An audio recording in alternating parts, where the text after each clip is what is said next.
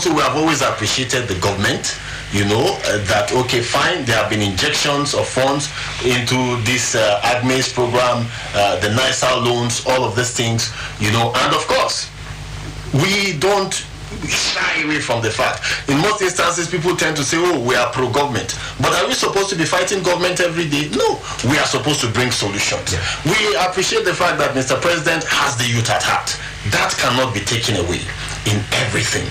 But what we are saying, particularly our concern, the Youth Council, these funds that Mr. President is injecting, this 75 billion naira, we are interested in the success of Mr. President, of the government, of the Nigerian nation. If the Nigerian nation succeeds, we all will succeed. Okay. And if the Nigerian nation fails, we all will fail. Okay. So what we are saying is, these funds, it should not just be something that will just be disbursed because you want to give out funds to the youth. The good intentions of Mr. President are appreciated. Okay. But let us now sit down and know how to translate this thing to productivity. This alone should be able to create millions of jobs in years to come. All right, let's just hold your thoughts.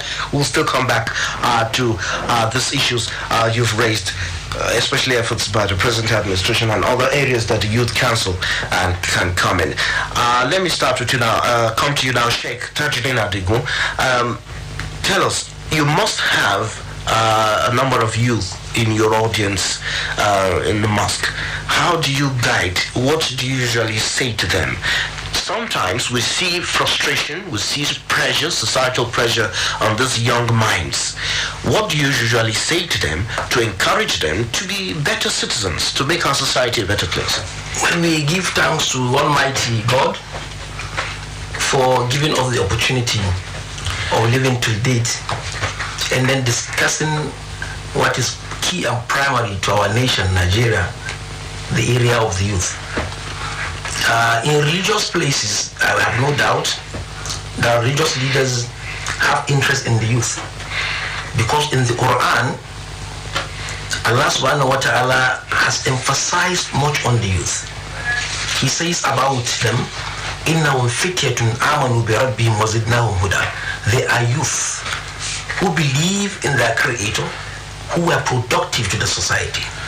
Because as we have said earlier, the energy in them is in excesses that need to be enjoyed not only by them and their family, but the generality of the public. Now, as a religious leader, what we have been saying, and I'm quite sure it's all over, whether both in Christianity and Islam, is that these youth are people that need actually guidance. They may have the energy enough and more, but they need to be guided. The best way you make the best use of them and make them morally build up is to inculcate the fear of God in them. Where this area is missing, a lot will be done and it will be in waste. Because it is that person who is conscious of a life after this one that is going to be morally upright. You will not see him looting. He will not be killing. He will not go into so many atrocities that today is being witnessed by the youth. But justice cannot be done to the youth when you did not mention some classes of things that can make the youth himself to be an ideal person.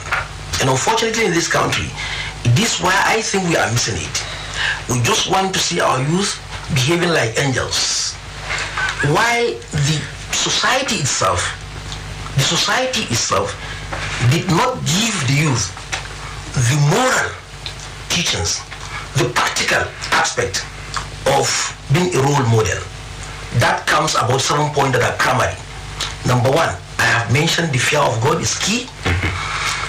Number 2, the family must give that youth a role model. He should see his family as a role model. Where you have a family that is into full total corruption, and the child is seeing that corruption right from when he was actually crawling until when he is actually a man now, there is no amount of words that will change him, because the family background itself is a corrupt family. And here in this country, a number of youth are victims of this. Okay. Number 3, not only the family, the leaders also must be role example to the youth. must be role example to the youth. As the leaders of the society, the country. Of course, at all levels. Okay. I'm talking of the family, its leadership, local government, districts, ministers, governors. They must show the youth a clear role model actually of being responsible. Any nation that have leaders who are into total, if not partial, or most into corruption, then automatically there is no way that youth will understand what you are talking about. I will refer us back to the life history of Umar bin Khattab in Islam. He was the Amir al-Mu'minin in Medina. And he will not eat in his food in Medina until when he goes round to make sure that everybody has taken something in Medina. I'm not saying our governors should be going around house by house because of the insecurity in the society. But at least you should have that concern. There shouldn't be food in warehouse kept where people are suffering, no matter the issue. And that's why at times justice is not being done to the youth. Now this Amir al-Mu'minin, there was a day he was going around and his stomach was making noise of hunger. He said, La ta'kuli hatta ata'akkad min madinat akal.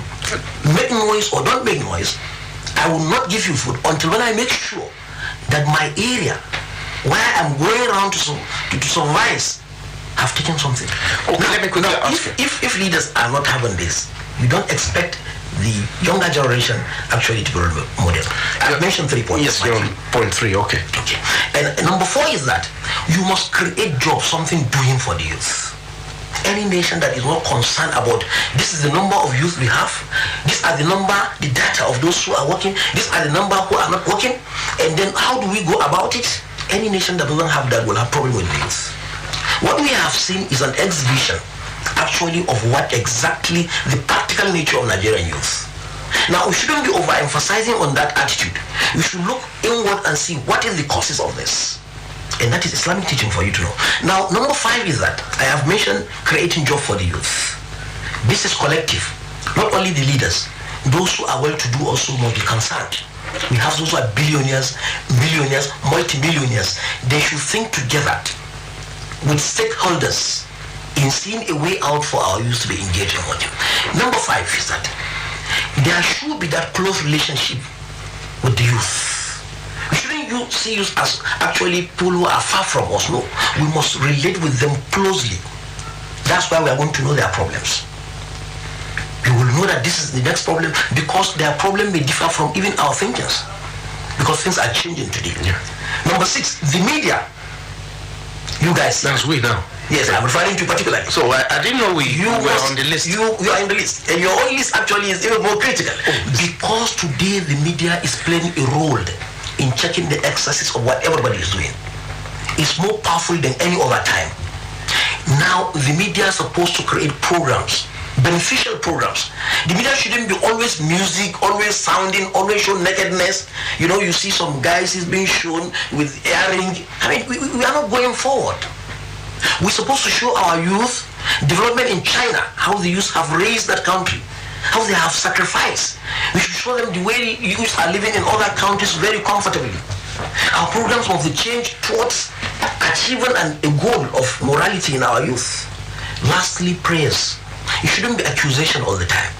We must pray for our youth to succeed because their failure is our own failure. These are the 7 points I think they are very relevant. Okay, let me stop you there so that Reverend Polycarp Baja can give us his own opinion.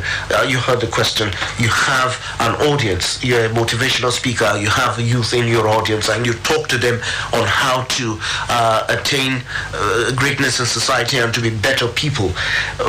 What do you usually say that gets them to be better citizens? Especially considering the challenges in our society.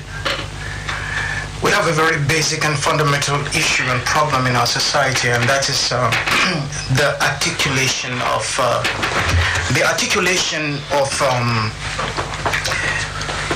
a cohesive vision for this country.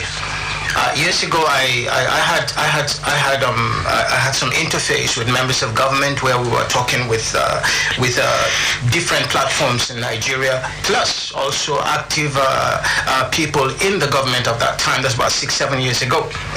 And I asked, what is the articulate and cohesive vision of government for this country? since independence. We've had a problem of that and we've not been able to sort that out. And you see, a vision that is clear and articulate recognizes the contribution of different parts of the community, including the youth. The youth are not the only people in the country. There's a role for children, there's a role for the youth, there's a role for even the older folks. But what we have seen is that we've not been able to do that. And no country can develop without that basic and first responsibility being taken. To move forward, the first thing we've got to do is to take responsibility for our country. Whatever happened before, we are the people there right now. We are the people who are supposed to fix the problems that we have. We have a youth that, in spite of the vast and massive energy that they provide for a country, are more than, in fact, they are worse than underutilized. Why is this so? You see, power is a very interesting component, and we see that in our nation, what has played out has been the struggle for the soul of a country and control of both resources and influence, and somewhere because of the energy of the youth. Resources and influence, and somewhere because of the energy of the youth. Understand? The other phase of the NSAS protest was the issue of the oppressions that the youth faced. The oppressions of poverty, underdevelopment, the oppressions of issues in governance, the way the society is. And everybody is not, the president is not happy, and that is why there are steps to see how we can take correction. The vice president came out to tender his apology openly to the Nigerian youth. Now, all these things, for us at the National Youth Council of Nigeria, we didn't misconstrue or construe, or whichever way you want to look at it, to mean weakness on the part of government. But it showed us that, yes, this government is willing to engage going forward. And what we are doing, and what we have always done, is to bridge the gap between the government and the Nigerian youth. And before this NSAS protest, we were crying hoarse that, see, engage the Nigerian youth. I personally, since I took office in December 2019, I've been on several programs on Radio Nigeria. I've been on several other media outfits. We've engaged with Nigerian youths on the streets and everywhere. We've also used every medium to talk to government. What were we talking about? That the youth have potentials. You see, our spiritual leaders here have put it the right way. We've got enormous energies. We've got power. But there is this advert by Pirelli Tires that says power is nothing without control. And we kept on harping on the government, on all stakeholders. Now, and this is the danger there. You know, everybody lumps all at the feet of Mr. President. The governors, when anything happens, they begin to weep and cry to Mr. President. The private sector, everybody. But there needs to be a concerted approach from all quarters. The federal government playing her role, the state and local government playing their respective roles, the private sector also playing their roles. Because in the end, when this issue degenerated into the wrong segment of the protest, which was no longer a protest, but a riot, you understand? The private sector was also affected. So now, can we begin to work from here to avert future occurrence of things like this? Can we begin to meaningfully engage the energies of the Nigerian youth? Can we begin to sculpt them in the right direction, to put them on the right path? You understand? The moral part is there to be done, the economic part is there to be done, the part of politics. How should we engage the youth in building a new Nigeria? We have got energies, and if these energies are not utilized well, it will be at our detriment. Look at the electric power we enjoy today. If you don't manage it, it will lead to an inferno, you know, and so on and so forth. All right, Mr. Adodo, we'll still come back to you. Let me come to you now, Sheikh Adibu. The NSAS protest, what do you think went wrong? What do you think the youth could have done differently? Well, we give thanks to Almighty Allah. And the government too. You know, the government also has a role. Of course, the government must be involved in what I'm going to discuss. The youth actually came out very organized at the beginning of the protest. and they lauded out their opinions and feelings.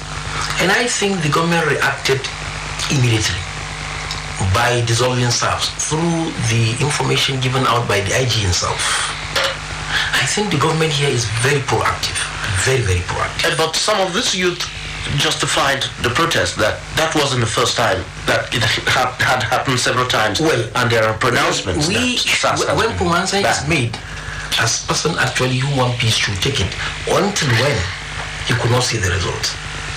The point here must be emphasized, and people shouldn't be blind of it, that the president and of course the IG who is concerned have reacted immediately, and that was supposed to be. And they must be appreciated, because where you don't appreciate a goodness, even from a bad person, then automatically you are not fair and you are not just. So that area must be appreciated. And then the move of the youth at the beginning also must be seen as matured and welcome. But what actually came after, where people went into housewares, broken the doors, taking items. In fact, a tractor, I saw a tractor being pushed. Several tractors were stolen. That is palliative, of course. Motorcycles being moved out, that tells you that youth, particularly that youth who will move a tractor, cannot be a good governor. Because he made effort to go and push this. If he is to be in the corridor of power, where the whole budget is under his control, without any effort, he will seize all the budget to his pocket. So one has to be very realistic when you talk of actually religiosity in anything. You have to look at it critically, because after this life, we are going to account before our Creator, all of us, the lead and the led. Of course, Nigerian is changing. We have leaders also who led this country at their 30s. General Gawon, for instance. Those who led us at 40s, so many of them. General Obasanjo led us at that age. Yeah. Murtala led us at that age. So it's not a new thing to the country.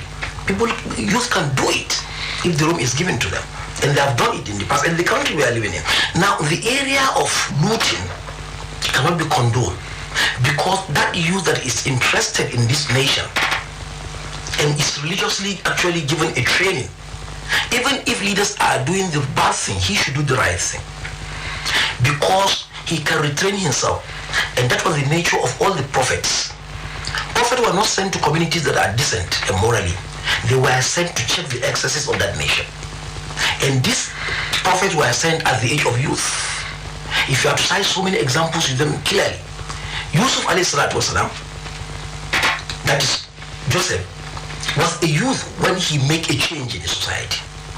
Of course, his father, Jacob also, was a youth when he maintained training and giving actually services to the community. These are prophets. Now, the reality is that Yusuf was so, even with the brutality of his consanguine brothers, about 11 of them who conspired against him, who was even actually planning to kill him. This is actually in the holy books. Yeah. He was thrown into a pit. In fact, they thought he was dead. But when he came out, what he did was to compensate them with goodness. The youth should be courageous enough to have a character that will tell the elders that, look, this youth actually should be our role model. So there shouldn't be any excuse because of the badness of the leaders, or part of the leadership, or some of the leaders. That doesn't make actually a youth to become actually violence, to even kill, to even steal, to even loot. All this happens. In other words, two wrongs don't make it right. Of course, there is no doubt about this. Okay. So our youth should reborn themselves. We are not saying here that leaders have no role to play, but we shouldn't always center. Okay, let's assume that the leader is completely bad for the next decades. Are the youth going to remain bad? Are they having potential in them to make things different? They have, because history has proved that they have. All right, Sheikh Atugu, let me interrupt you there. Reverend Polycarp, your opinion, the NSAS protest, which snowballed into some of the incidents we've seen throughout the country in the last few days. What do you think could have been done differently on the path of the authorities and on the path of the youth themselves? 2 weeks of NSAS, there was no violence. None of them carried a weapon, not stones, nothing. If anything would be admitted by the elders of this country, for the first time in Nigeria's history, young people were on the streets for 2 weeks without violence. I do not subscribe to the narrative of putting together the NSAS protest and the rioting that took place. I think we need to distinguish that, and we need to call it out right away. There was no relationship between NSAS and the rioting that took place. And before it got into that, you could see already an interruption by whoever of bringing in thugs into the equation of the NSAS. That must be admitted. So when we are speaking about this narrative, trying to speak on NSAS and the same breath as the rioting gives a narrative that is not right. These people did something laudable, that they held a protest for 2 weeks, and all you could see were young people from the north, from the south, from the east, from the west, come together, different religions. And all they did was to hold up the flag of Nigeria and sing the national anthem. Now, NSAS was a trigger. And let us not lose and miss that point.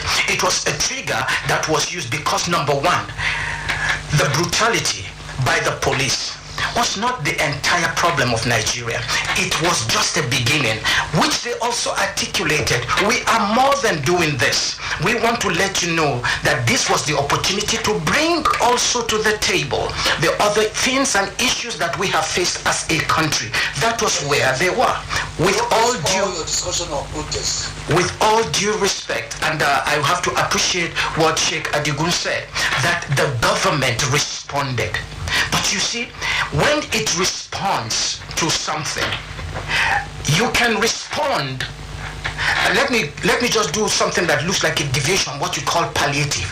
The real definition of palliative is giving somebody something to think that it will solve the problem, but it's just to keep the person calm. Like a baby that you give a suckling rubber to make the baby think that you are sucking something, but it is not so.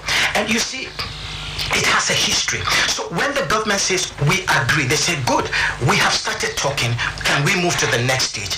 Then you saw something that now happened, which all Nigerians saw. What do we do right now? We move forward, allow the people. Thank God that the federal government listened, but that was a first step. The youth proved themselves that they were a disciplined lot and they were an organized lot. I think that an opportunity that should have been seized was missed in that place. And if the youth were allowed just a little bit more, and I don't think that they are through with this, they have a lot to say which have not been listened to, not for 1 year, but for decades. And if we give, and we were to be fair to these young people, they prove themselves. They have qualified to sit at the table and discuss with what we will call the elders. And while you're talking about the looting, and I'm happy that Sheikh Adigun mentioned this, that you don't take food and hide in these places. There is more to the country than just food that was there. What about the looting of our money and all of those things? If they were faced with the same thing, I think that we will have a different country today. All right, Reverend Policat, I'd like to we need to hear from Nigerians, but just your thought. You see, I would not agree that for the first 2 weeks it has been very smooth. For those who travel around, you find out that the youth have become very violent. That is the truth. I traveled to Kwara State. On my way to Kwara, we followed through Ikiti. We saw some youth, they barricaded the road. They prevented us from moving. That's during the NSAS protest itself. Yes, during the NSAS protest itself. Now, when I was coming back again, when you reach the airport here, junction, Abuja here, you met the youth actually, they barricaded the road with actually their cutlasses and so many things. Any attempt to play with them, we are going to be actually evicted. All right, so this is not actually let's hear from Nigerians. Nigerians are interested. I'm just having a different opinion as regard to the two. We'll still get back to that. We don't even want to dwell too much on the NSAS protest because now we're in another stage of the entire matter. But let's hear from Nigerians. We've announced the numbers to call earlier. We have a caller already on the line. Hello. Yes, Daniel, good morning. Yes, good morning. This is the radio senator, Mr. Andrew Ajayi. I call you from Akokwedo, Usiaigule, but I stay in Port Harcourt. Okay, sir. God bless the program. His topic is timely. I remember that since 2002, I have been talking about character reformation in this country. And I kept on saying that any nation that relegates morality to the background will suffer from corruption, will lament from corruption. The small looting we see in our youth today and the hooliganism and thugism that they do, even working for politicians, is also acts of corruption. That government officials, in the serious wake of coronavirus, governors especially and the Ministry of Humanitarian Resources, for them to bring out food that people donated money for. Even European people also gave Nigeria money to help combat the coronavirus, that they now bought the foods and kept them in various warehouses while Nigerians lament and suffer because their businesses were closed down. It's nothing more than the wickedness of the leadership qualities that we have in Nigeria, which is very unfortunate. But however, I never supported the idea that people looted those food. If they are hearing me today, anybody that took food from those warehouses, they should please return it and let it be the shame of the governors who decide to keep those food for themselves and their family.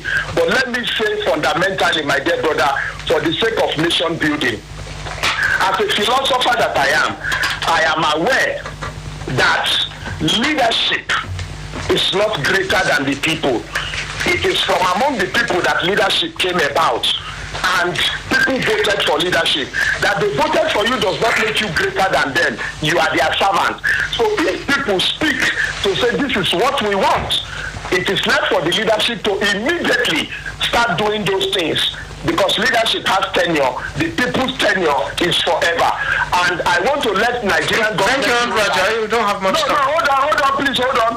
I want to let Nigerian government know that it has no national data to know how many youths we have that are jobless, how many women, how many old people, the way it is happening in the United States, Germany, China, where they planned for their youth in terms of unemployment benefits. Nigeria can do that. We have the resources to plan for our youth so that they will have money to help themselves while yet they look for employment, so that they will not have opportunity to be called out to come and become violent people when any peaceful protest is planned. That is the way to go. God bless Nigeria. Thank you very much, Andrew Ajayi. Yes, I think we have another caller. Hello, good morning. Hello, your name and your location, and just go ahead. Hello? Okay. Hello. Yes, good morning. Good morning. Yes, I'm sure you've heard the topic. Just give us your contribution. Make it straight to the point. Your name and location as well. Joseph David from Jos. Jos, okay. Go ahead, please. The speakers have spoken a lot. Where and what have we done about the 2014 National Conference? That was something that was supposed to give us a direction in this country. But governments that come to the helm of affairs of this nation believe that they are not together. And that is why that conference was abandoned. If Jonathan and Buhari believe that they belong to this country, there should have been a synergy of handing over the content of 2014 National Conference to Buhari from Jonathan. But there's no reason for development. And as such, everything is left at whatever becomes the fate of Nigeria. And that is why the youth, I'm not a youth, I'm in my 60s right now. Wow.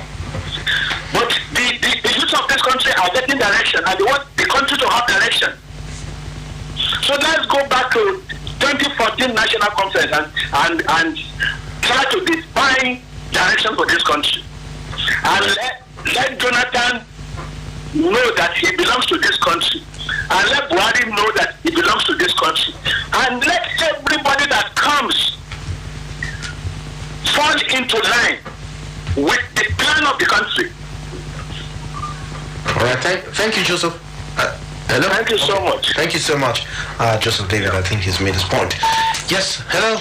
Your name and location, please, and go ahead. Hello?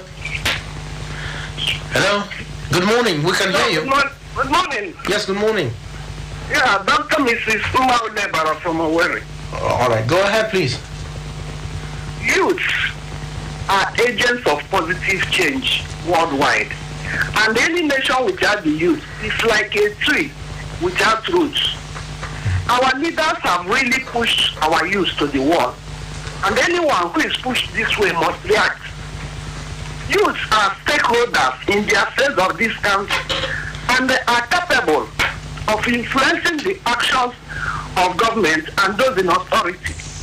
I'm happy that they have used their numerical strength, agility, vibrancy, and creativity to hold leaders accountable and made them to know that they are not as lazy as they have been branded. Now that they have broken from chains of domination, now that they have known, defined their future, are ready to take their destiny in their hands in the most peaceful and constitutional way. Hopefully, it will be Uhuru for Nigeria. Amen to The that. National Assembly should rise up to this occasion and ensure fresh legislation in line with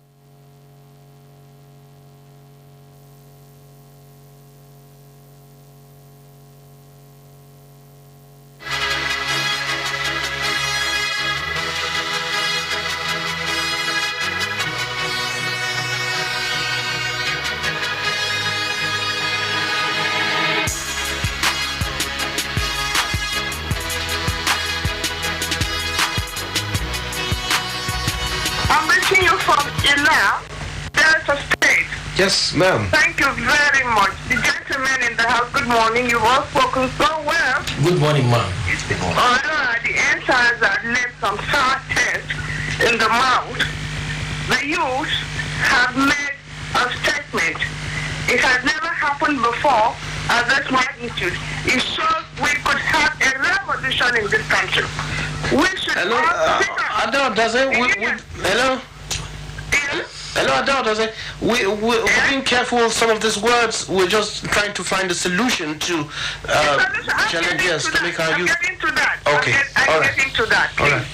You see, we should all sit up and revolutionize our values, put our values right, and appreciate our young people. The progressive issue left is a shame of this beautiful nation where about 50% of the population are young persons. Rather than take advantage of this and use them as agents of positive change, we must use our young people as agents of positive change across board. Our education has not been the best. We've been training our students that are unemployable. We must change our educational system. There are quite a few things to be done, but most importantly, parents have a role to play. The legislature have a role to play. We're lucky.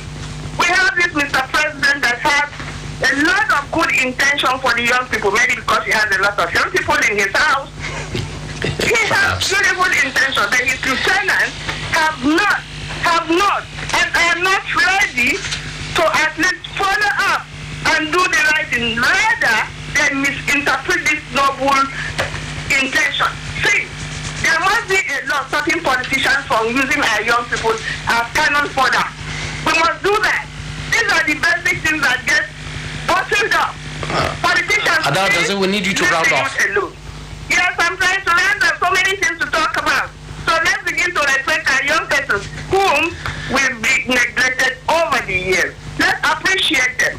God bless Nigeria. God bless Beautiful Nigeria. country. Amen to that. Thank you so much. Thank you, Adele, does it? I think we should take one last one. Then we get more reactions before we go on a break. Hello. Hello, good morning. Yes, good morning. You are on to Muhammad Tajuddin calling from Tanjila Sabon Zaria. Zaria. Okay. Muhammad Tajuddin. Thank you very much for the program. Please, I would just want to call the Nigerian youth to shun violence because we should shun peace in this country. We need peace. We know that the protest is in the end of democracy, but we should know the type of workers that we should engage on. And secondly, I want to call on government that they have seen all what is happening, and they have to take measures, because the complaint is too much. On even it's not even the police issues. We have many things that you complain about. So we know government are trying their own best, but the youth, sometimes we are engaging on the issue of maybe young people. If we are not showing volume, how these people will give up in Nigeria? So honestly speaking, Nigerians have their own contribution. If we engage in all these issues, vandalizing people property, we are saying we are going to get to the right way. So please, I'm pleading to you, we should calm down. There is time that this ruling will come back to us. And if we didn't engage in peace, there is no way that we can rule this. That's my contribution. I'm wishing all your guests all the best and your group. Thank you very much. All right, thank you very much, Muhammad Tajuddin. One last call, one more call. We'll have a caller that's been on the line. Hello. Hello. Hello, good morning. Your name and location, and then please go ahead. You have less than a minute. Hello. Yes, good morning. Good morning. I'm Charles. Obia. Charles Obia. I'm from my hometown. Yes, please go ahead. Yes, all the while, the government of Nigeria, mainly politicians, look at youths as instruments used as hoodlums to win elections and not tools for development. Solution. We have to avoid and neglect the footsteps and ways of life made by these present politicians. We have not through whatever that is through character. We have to have what we call character information, attitudinal changes, then employment, empowerment, and skill acquisition that make you use easy to avoid devil's workshop. Give them leadership, let them vent and use their energies, talents, and whatever they study or learn in the universities for the development of Nigeria. Thank you and God bless you. Thank you, Chief Charles Obioha. I've just been informed that we can take at least one more or two more calls before we go on a break. Hello. Hello. Hello. Hello. Good morning. Good morning. I'm Mazi Buzemba. I'm calling from Imam. Good morning, Mazi. Go ahead, please. You see, youth everywhere are the last fire of any nation. But in Nigeria, the case is different. The Nigerian youth are negated to the background without opportunity to grow. The day Nigerian youth are able to grow on their own without having to beg their way through the Nigerian system, that day Nigerian youth will begin to come alive. The problem has been that before Nigerian youth can get any opportunity in Nigeria, they must have to know people that matter. The solution is to open the door for opportunities to our youth without preconditions, like having collateral before they can get loan for business, or knowing somebody before they can get employment. You see, the idea of having job experience from the first graduate, they are policy. I also suggest that our university schools should be revised to small private courses that will enable our young graduates to be self-employed rather than waiting for government employment. All right. Please round off. Hello. Yes, please. We're here. Round off. Government should pay more serious attention to youth development program by providing enough funds for youth project startup based on free interest loans without demanding collateral, which fresh graduates do not have. All right, thank you. Finally, parents also have the place by counseling their children on practical means of self-reliance, maybe in agriculture and related. All right, thank you, Mazi. Hello. Okay, thank you, Mazi. Omife. Yes, if you're just joining us, the program is Radio Link, coming to you live on the Radio Nigeria Network service, the largest radio network in Africa. And today we're looking at enhancing morals and values in youth for national development. Our guest so far, National President, Youth Council of Nigeria, Mr. Solomon Adodo, a public affairs analyst and motivational speaker, Reverend Polycarp Baja, and the chairman, League of Imam, FCT Sheikh Tajuddin Bello Adigo. They've been doing justice on this matter in the last 1 hour. At this time, we'll be going for a short break. While on the break, we'll be listening to our aviation program. Stay with us. When we come back, reactions to contributions by Nigerians. The aviation industry is known world over to be in constant evolution that throws up new challenges, from aviation policy to infrastructure, from regulation to airline operations, from manpower development to consumer protection. These challenges must be addressed by nations desirous of real development. They require well-focused commitment. Is our country up to it? What have we done? What are we doing? Is there any hope? Tune in every Saturday 9 to 9:10 a.m. to FRCN Network Program Radio Link as we bring you the state of our aviation industry. A program put together by Penguin Media Limited. Welcome